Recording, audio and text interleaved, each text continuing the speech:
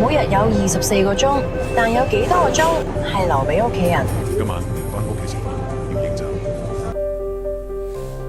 我都要 OT 啊！你早啲返啦，阿姐成日話掛住你。時間飛速流逝，每一秒都唔等人。每日忙住返工、開會，第二日又再重複。你點返嚟啊？今日阿仔嘅功課好難啊，我搞唔掂。而我哋好似越嚟越趕唔上生活嘅節奏。媽咪，咩事啊？今晚可唔可以教我數學啊？遲啲先啦，媽咪仲有報告未交啊。一句遲啲先，可能就錯過咗一個同佢一齊成長嘅時刻。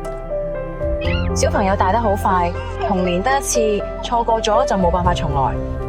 笑一笑啊，媽咪影相啊。